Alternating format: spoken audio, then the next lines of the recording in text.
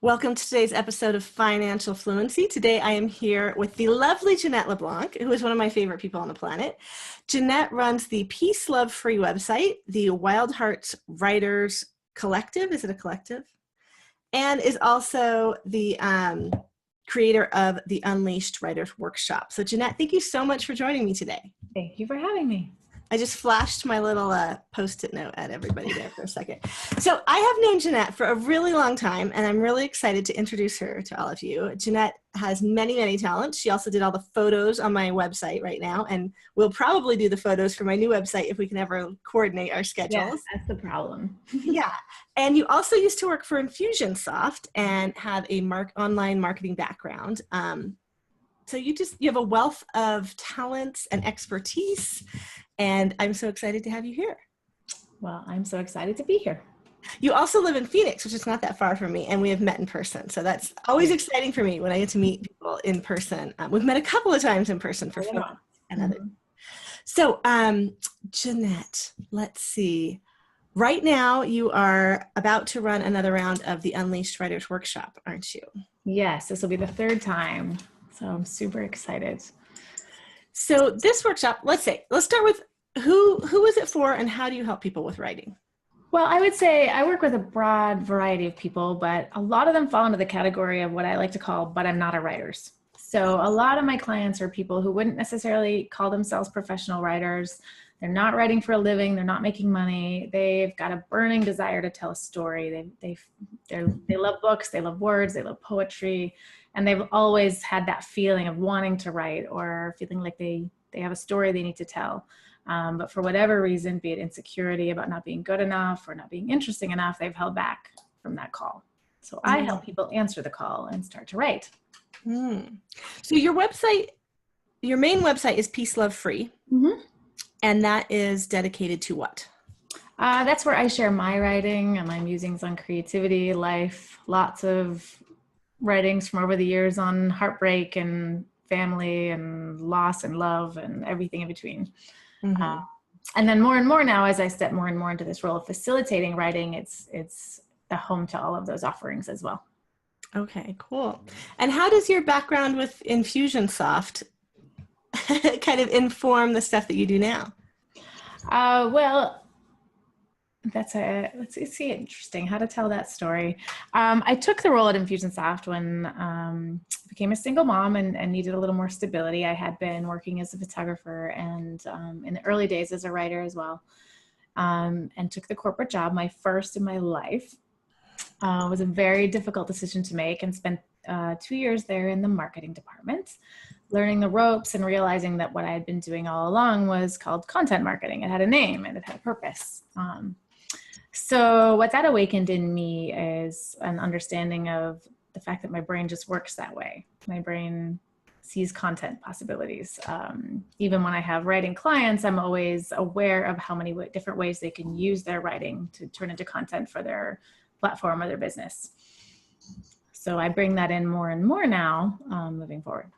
And since this is a show that mainly focuses on women working outside of traditional employment, do you want to share your story leaving Infusionsoft? Are you up for that?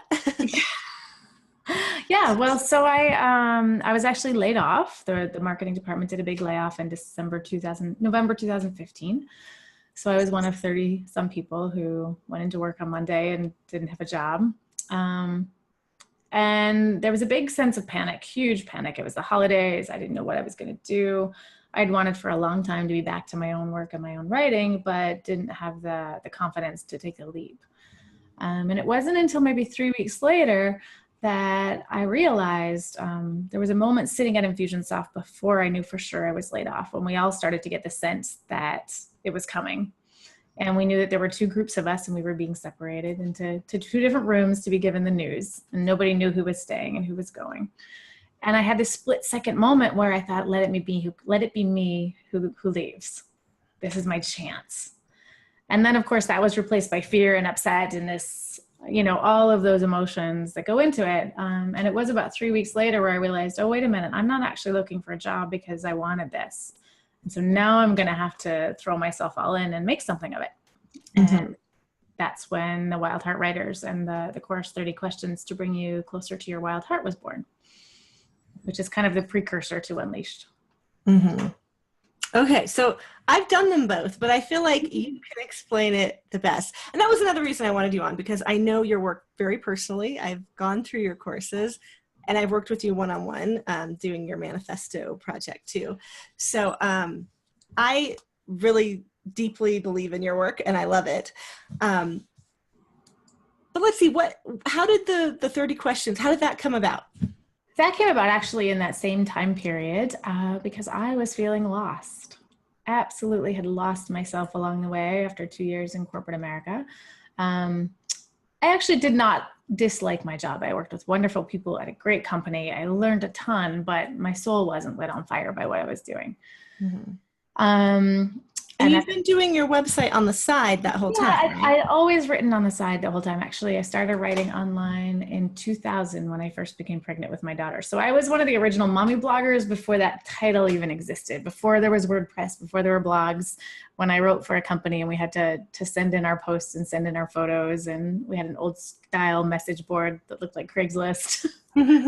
So I've been doing this online for a long time, but never thought of it as a career option. Never thought of it as a way to make money until much more recent years, when that just kind of happened organically. And writing became more and more of my purpose. So December 2015, I'm without a job. I'm in, at that point, a failing relationship, just feeling really, really absent from self and purpose and spirit. And I sat down and jotted out this list of questions I was going to answer myself. I was going to sit down and use those as my own personal prompts. And by the time I finished, I thought, well, maybe I should share these on my blog. And then I kept writing and I thought, maybe this is a PDF or something that people could download. And then I kept writing.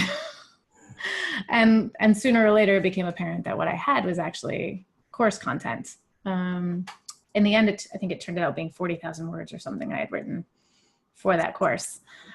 So really quickly, because I needed money, and I had all this stuff, I pulled together the course, 30 Questions to Bring You Closer to Your Wild Heart, and put it out there. And I think we had somewhere close to 100 people in the inaugural group, and maybe 500 or so have gone through total so far. That's great. That's really good. So I think that December was when you came and did photos for me too. Probably so. I think so. Somewhere in that fall, yeah. Yeah. Which, funnily enough, I have had other photo shoots done since, and I have continued to use your photos on my blog because, like, the makeup I did myself really quick, just some mascara, basically like I normally look. And you took the photos, and they turned out really well, and it looked like me the way I really look, whereas all the other photo shoots look like somebody else. And for me, that's the tie actually between my photography work and my writing work, is that it's all about being a mirror for the person. So I don't really, and not in a way that negates effort or talent to learn, but whether I'm holding a camera or guiding a writing workshop, all I'm doing is giving you permission to be seen. That's really what it boils down to. Cool. So you did one 30-day course, and then about 100 people came, and then you wrote another one, a follow-on from that, right? I did the first one another time first. So I had two rounds of the first one, then wrote a follow-up and did that. And then I think round one is run 3 times so far, and round 2 is run once. And then, so between all of them, we're somewhere over 500 people who have gone through. Several of them more than once. Some of them all 3 times or 4 times. I think you're one of those. I think so, yeah. Yeah, I keep doing it because I get a lot out of it. It's great. And that was a surprise that people wanted to sign up again and again. But I think that that's the nature of these questions and prompts, is that they don't stay the same. The answers are not the same from time to time. You know, what you would say 6 months from now would be different than what you would answer today. And since we're all on a path back to ourselves and finding ourselves and understanding and articulating and expressing these stories, there's a way to use these questions over and over again. Also, people love the community. Yeah, it is nice to have a community that you write with. And they're not just like, think about the best day of your life and write that. You know, it's not just like one-liner questions. Each question is, as you said, 40,000 words for 30 days, more than 10,000 words. More than 1,000 words for each one each day.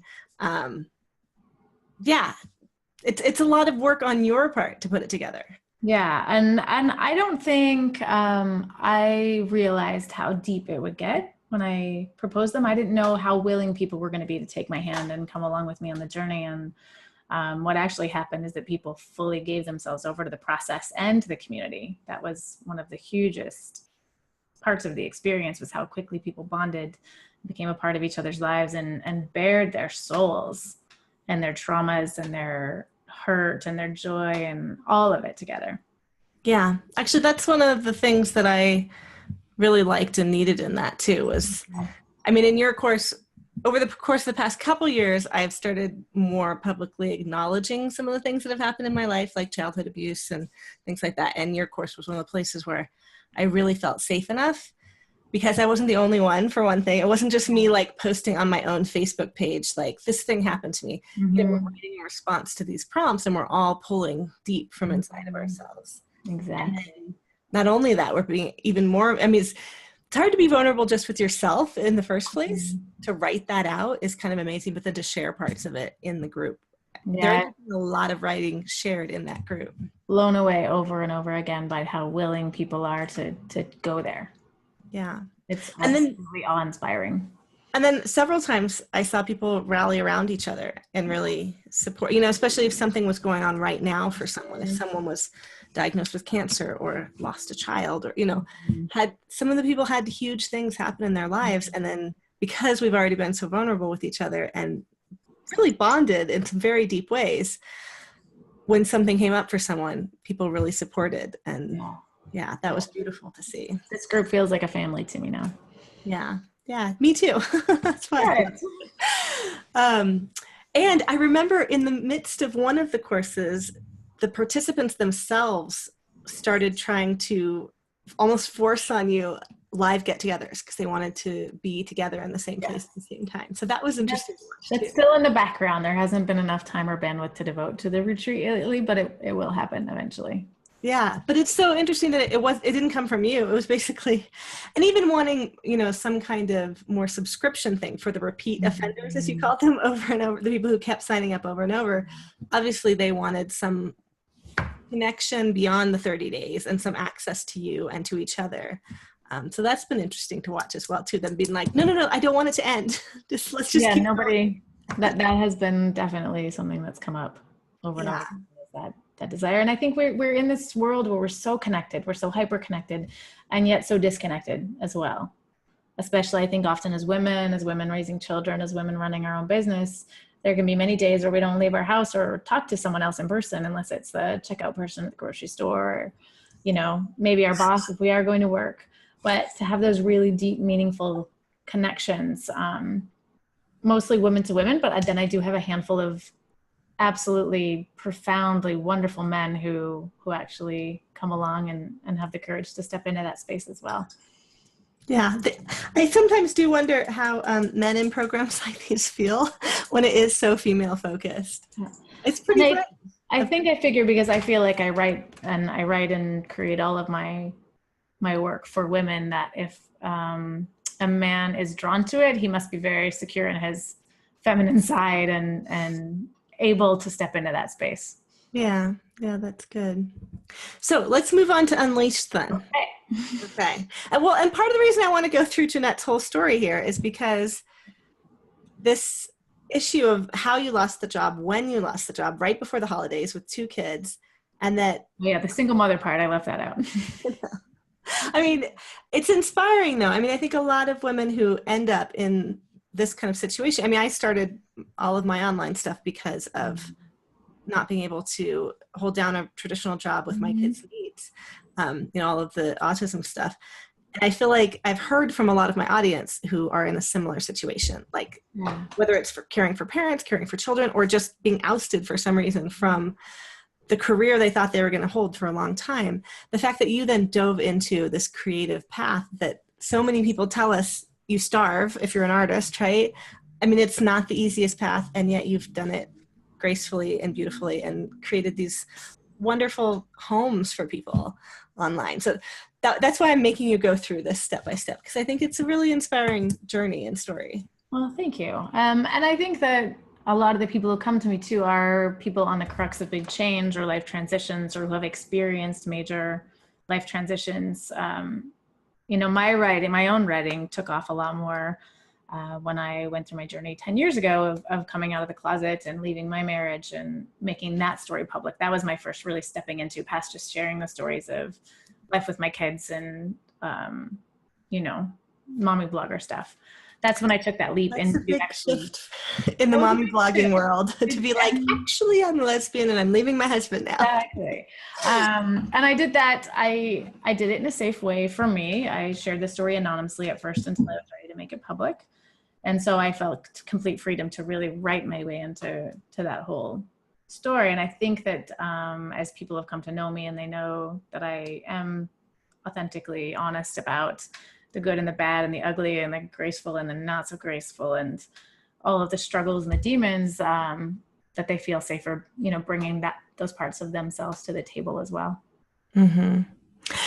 And that's a good point too. I feel like, especially for those of us who have trauma stories, inside of our heads, they are one thing. They're this secret, this huge, overwhelming thing that affects us in a lot of ways. And I kind of learned going through your process that when we tell the story, we really take power over it and can change it. Not the facts of it. I mean, it still happened, but being the teller of the story rather than the person the story happened to, Yes. really feels like stepping into power and then connecting with other people on it. And it's almost like it's a different creature when you actually get it out of your head and either onto paper or communicated to another person. It changes. I love how you explain that. Yeah, absolutely. And that's another thing, and I'm fine with saying that I wasn't absolutely prepared for the first time around. I didn't know that people were going to go that deep or be that honest.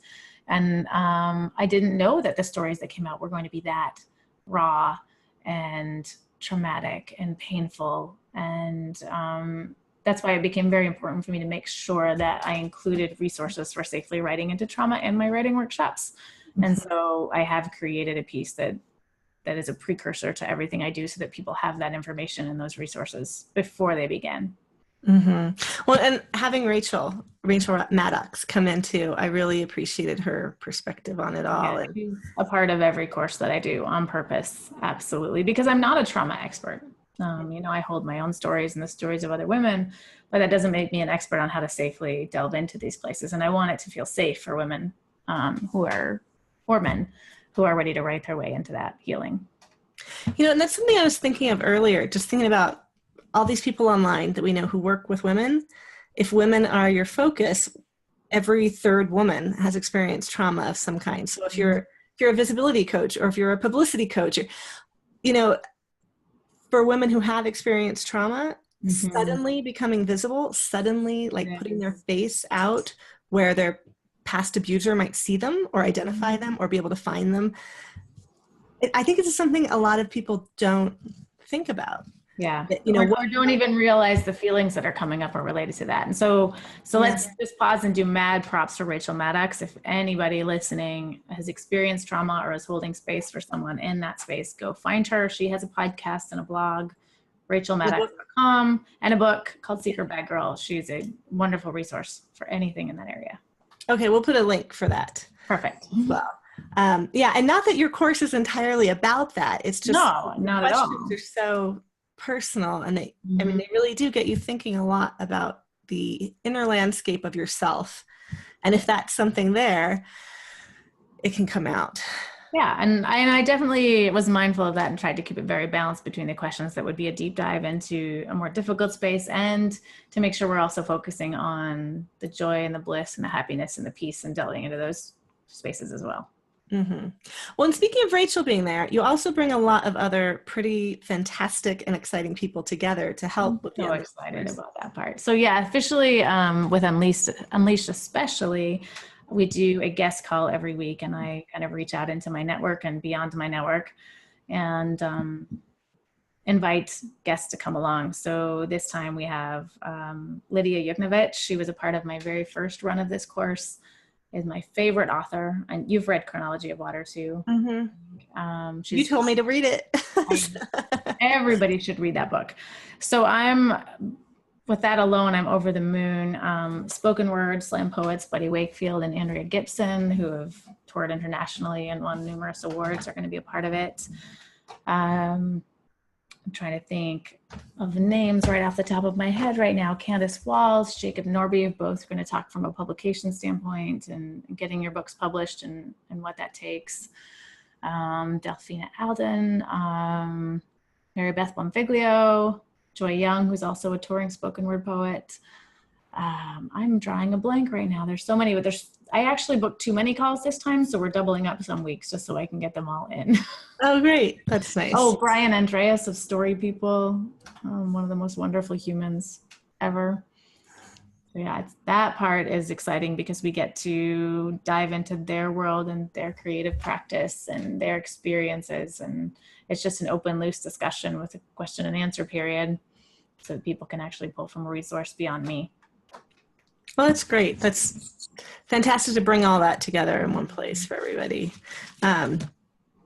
Yeah, I'm excited to do it again myself. I signed up again. I'm excited. I know, I saw. Well, and I have, to be honest, like what I started dipping my toes into in some of the past projects, I decided that this summer I want to dive into. I actually have a file here on my floor from the criminal case that I went through for my abuse, and I've always thought someday I would tell that story, and it's been hard. Yeah. Well, I hope that we can surround you as you begin to dive into it so you won't be doing it alone. You know, I think it's the first time I've ever teared up on my own show. So that just shows how powerful this is, though. But you know, it gives people courage. Thank you. You talk for a bit. I have to. No pressure. I'll just reel it in. You talk about the project some. And I don't think it's about the project, and that's why the easiest way to classify them is writing workshops, because we're writing. They're not necessarily about publishing a book or finishing a project, or they can be, but they don't have to be. The thing is about that I believe in the power of our stories. Number one, I believe the power of our stories to heal ourselves, to make sense of our world and what's happened to us and what we want, what we need. And then the power of our stories to heal in a larger way. I mean, all it takes, I think of my darkest nights, was to find one person who I felt like understood or knew what I was experiencing. You know, sometimes one line or one quote from a book or a poem that said I was not alone. And that's what happens when we share our stories, whether in a small space or in the larger context, is that we're all a little less alone. And we don't have to, I think of the Ram Dass quote, we're all just walking each other home. And that's what we do when we tell our stories. We're helping to walk each other home. And that's why one of the taglines for the 30 days is to write your way home, or write your way free, which to me are actually the same. Yeah, that's nice. Because it's a homecoming to ourselves. Storytelling is such a deeply ingrained human instinct. Mm-hmm. You know, you think about like campfires and bards and troubadours, you know, making Homer, you know, for as long as humans have existed, it seems like we've always wanted some way to share our stories and to share the past. And the storytellers were the most important people and some of the most revered, the people who recorded and told our stories, especially pre-recorded history. Yeah. And I think sometimes we lose track of the fact that now, well, and always, that was everyone. Like mothers would tell stories to their daughters, even if they weren't recorded. Sometimes I think people feel like, oh, my story is just, there's nothing. It's just boring. It's just me. I haven't done anything. I haven't gone anywhere. But it's so not true. I mean, we all have so many stories. I just think about like when we live on the I-40, so traveling bands who go across the country, a lot of them stop in at some point. The bands that we still knew back from when my husband and I played in bands and back from when we were more active in the music world, and they'll come and stop. And it's so funny. I started telling Stu I wanted to keep track of the stories we end up retelling from back in the days when we were on tour. Mm-hmm. Now these younger bands are like, oh, you guys got to tour with this band or that band, you know, who are well known now. But to them, that's a long time ago. To us, it seems like Mhm. nothing, but obviously it was a couple decades ago now.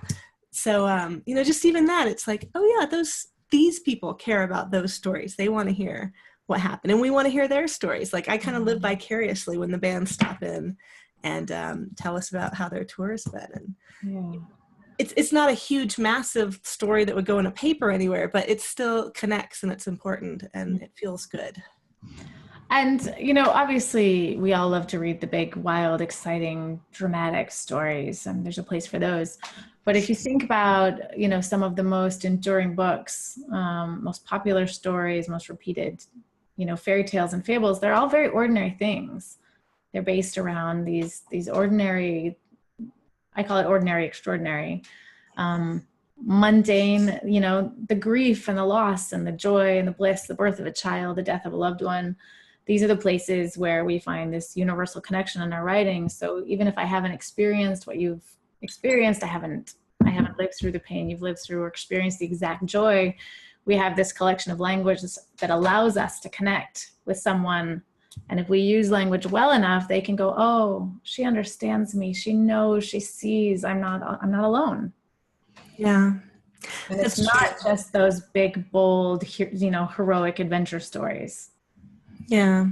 To be honest, one thing that's made me want to tell more of my childhood story is thinking of the few times when I came into contact while I was still in the situation with someone who let me know that it had happened to them in some way. One was Ani DeFranco with her music. This was back in the early 90s, late 80s, early 90s. And then there was this book. I have no idea who it was by. I've never found it again. It was called Give Me an H, Give Me an E, Give Me an L, and Give Me a P. And it was about a cheerleader at high school who was being abused at home. And it took partway through the book to figure out what was going on with her. And I remember just being so shocked and like being stuck to this book, being like, oh my gosh, okay, I'm not the only person on this planet just because I'm the only person I can see anywhere around me who's hiding this thing at home every day. It could be that cheerleader over there. Like, it could be that student councilman. It could be any of these people, because they don't know what's happening to me. I may not know what's happening to them either. Yeah. And it was helpful to think of someone making it past it, because for a lot of what I went through, I wasn't sure. I couldn't imagine getting out of the situation I was in. I couldn't imagine a life after it. So it got me thinking, if there's someone else out there like I was, and they heard my story where I not only got out of it, but went through trial, and he was convicted and I was vindicated publicly, I was like, that actually is a story that might really inspire somebody. Absolutely. And I believe fully that writing and storytelling, and whichever, and not just writing, it doesn't have to mean pen to paper or fingers to keyboard. There's so many different ways we tell our story, but that actually has the potential and the power to save lives, and not in a figurative way, in like a literal way. I know I've gotten emails, and it's hard for me to take in, it's hard for me to hold this, but that say, your words kept me alive last night. I stayed because I stumbled into your blog and I started reading, and I didn't stop because then I wasn't alone. And that's a really big thing as a writer. Like, part of me wants to push it away and go, not me, like I'm not that powerful, but actually it's not me. It's the power of the collective, of not being isolated inside an event or a night or experience, but actually having someone reach a hand out and say, here, I'm going to walk through this with you. This happened to me. I survived. I made it. Yeah. There's no way for me to sum that up, really. Yeah. It just made me think too of that project that adults, either homosexual, transsexual adults, started trying to reach out to children because of the high suicide rates, and showing them that, like, yeah, we're here. Those of us who survived, like, it's possible, and you can make it through. You can get to the other side. And, some of them even reaching out individually and meeting up with and communicating with kids who are really struggling. And that was so powerful too. It Gets Better project? I think that's what it was. Yeah. Letting them know, like, because I don't know, my memories of school, I'm really praying it's not this way for my kids. And when I talked to my husband about his English school, he is shocked to hear that the movies have anything close to reality of high school in America. Because, he watched the Brat Pack movies, Pretty in Pink and all that stuff. And I was like, I actually found it worse than most of those movies. Like, high school was hard. High school was hard to survive. And there were a number of people in my high school who did not survive high school. There was a girl who killed herself in the bathroom at high school with a gun. Like, that is a reality in America. It's not a reality in the same way everywhere. I mean, every country has its issues in different ways, but I don't know. I feel like there's something about this teenage time in our country that asks too much of kids in some ways. And that's why I love that you're writing into that space. I know, because we've worked one-on-one with your writing, that you're very drawn to that place and that voice of yourself, and you're channeling that forward in your writing, because I think that's really important. And high school was better, but middle school was like the dark underside of hell. Oh, really? Actually, it's been amazing, because I have a daughter who just completed her freshman year in high school, and watching her walk through it and realizing that it didn't always have to be that way was hugely healing to me, because it was very easy for me to project my story onto her. And then I watched, and she moved through it like really beautifully and confidently, and didn't have any of the same experiences. So that is great. That's my goal with my kids, is I do not want school to be as hard for them as it was for me. But that's that topic of that place of connection. So if I speak to somebody else who struggled like that in school, and we use the same words, our experiences might not have been the same. They might, mine might have been terrible down here and yours might have been terrible up here, but we pull from the same language to describe. And so I think one of the most profound experiences I had with that, and it centered around grief, was that when I was coming out and writing about my grief, a chosen grief of ending my marriage, not that I chose to be gay, but made the choice to follow through and to choose myself. I had a friend who had recently lost her son at 40 weeks and had to deliver him still. And so she was in a kind of grief that to me didn't compare. Like I could never measure on a grief Olympics what I was going through to what she was, but she was able to transcend that and reach past and use language to connect to me in that space of grief in a way that has never left me. It showed me, and this was just words on the computer screen, I don't think we ever talked about it in person, but she was able to take, this limited subset of words we have to talk about grief, and then take her massive, huge, she lost her son, and relate to me and not minimize what I was experiencing and not hold them as separate, but together, like to bring us together. And that was, one of the most profound lessons to me, and the power of what we can do with language to connect people, even in very different stories. Mm-hmm. I think sometimes being the person who reaches out and helps is really healing too. Mm-hmm. To think past your own experience and be able to connect and help somebody else. Mm-hmm. Absolutely. And that's the final week, the wrap-up week of Unleashed, is about universality in writing. So some stories aren't universal, right? Women's stories aren't universal. We live in a world dominated by male stories, male history. But there is a way to tell these stories in a way that reaches out and invites in people who don't share the story. And that's what I'm looking at. How do we use the detail of our lives? How do we pull from the stuff that actually isn't universal and actually isn't relatable? I mean, I have no idea what it is to walk around as a person of color. I can't remove myself from my privilege. But when someone takes the time to sit down and tell their story in a way that allows me to access their experience in that, even that minimal way, my own understanding of the world gets richer and deeper, and my compassion grows, and my ability to see my place in all of it grows. It's a huge gift when we're able to do that. Not just for the writer, but for anyone who comes across it. Yeah. And just to pull this back into your marketing background a little too, though this sounds the furthest thing ever from marketing right now, but I was realizing too, just, I'm going to redo my website. What I do has changed a lot in the last several years since I did that website. And just thinking of ways to tell my story to connect to people through my business too. I think that's important for a lot of people who are in the same situation you and I are in, which is where we do want to focus on art and creativity and positive action in the world and making the world a better place. We do also need to earn money doing it, because you are supporting your family. I am partially supporting my family. And if we can authentically, I feel like that word's so overused these days, reach inside and share the important things about why we're doing what we're doing, what it means to us, and how that can connect with other people. I think that's a real treasure. Yeah, absolutely. And I'm happy to talk about any of, this is financial fluency. So, Right. Yeah. and so it does take a lot of audacity to claim yourself as an artist of whatever kind in this world. And I don't mean just the art that's pen on paper or paint on a canvas. I think if you're passionate and you hold that passion and you're turning that passion into a way to serve others, your art could look nothing like what we call art. It doesn't have to belong in a museum to be art. But how do we claim that title and then translate that in this crazy, weird online world we're in into something that actually feels good? Well, still keeping our eye on the fact that we do have to feed our children and pay our rent and our bills, and that the money aspect of this is actually, just as important in some ways as the work itself, because without the money, we can't do the work. And I think that you and I have had a lot of conversations about how tangled that can be for women. Yeah. Worth and, money issues that we've grown up holding, all of that. Definitely a struggle I have not figured out yet.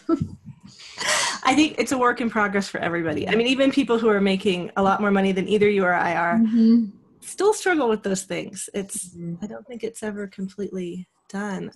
I was actually talking with Amanda Steinberg from Daily Worth the other day, and we were talking about this issue of paycheck to paycheck. It almost doesn't matter the size of the paycheck. People can eat their entire paycheck. I mean, you just change your lifestyle a bit. You change your structures around you. You change what's going on. You can be just as cash poor with a really high salary as you are with a really low salary, depending on the choices you make. Yeah. And a lot of them are made so unconsciously, like how we feel about money influences what we do in ways that we don't necessarily see on the surface. Yeah. And I know for me, the more constricted and tight I feel with money, the less conscious and intentional I am with it. And the more those choices actually hurt me, because I start to feel that scarcity and that lack and that buildup and that, like, and it's true. And I don't mind talking about this. Like, I have to sell X number of the courses to survive for the next 3 months. So how am I going to do that without it confusing the motivation behind the creation in the first place? That's one of those things. And so then when I get into that place, I end up making all kinds of decisions I wouldn't if I was feeling empowered with money. Yeah, no, I agree. I've done it myself too. Moments of like, what will fix this right now? A new pair of shoes, clearly. Or a new course. I mean, there are always new courses to take to how to do new things. And lots of them are great. I mean, this is a great course. This is a little different than the ones that are like, I promise you X amount of dollars if you do these things, which I think is being very honest. Like, you're not promising people they make money from unleashing their inner writer, but they do learn a lot and they find a lot. And I think it can translate. I mean, I feel like since I started working with you, my way of presenting myself has changed a lot. I mean, even just talking about my past and, bringing more feminism into it, what made me realize like that is what actually. I love it when you get on your feminist kick. That's my favorite. Well, and that is like, my interest in money isn't just accumulation or capital or, it is because of how it affects women. It's so I've learned a lot from you over the years. And then I think there's a quote I'm thinking of, and I can't remember who said it, but it's something to the effect of what would happen if one woman told the truth about herself? And the answer is the world would split open. And so I think specifically as someone who is writing to and for women, that's what it comes down to. The power that we claim when we're willing to tell the truth about our experiences and our lives and our hurts and our hopes and our dreams, and to claim desire as something we're allowed to have, to talk about sex, to talk about trauma, to not keep these things hushed back in the shadows. That's when we all get individually and collectively stronger. Yeah. Telling your story is a feminist move. It is. Yeah. We've been silenced for so long in so many ways, including financially, but also just straight up being silenced, being told we're hysterical, being told we're asking too much. Yeah. So, but we're getting about to our time for the show for today. I think that's maybe a good place to wrap it up, is splitting it open by telling our stories. Do it. So Unleashed, when is it running? When does it start? We start gathering on July 5th and we officially begin on July 10th.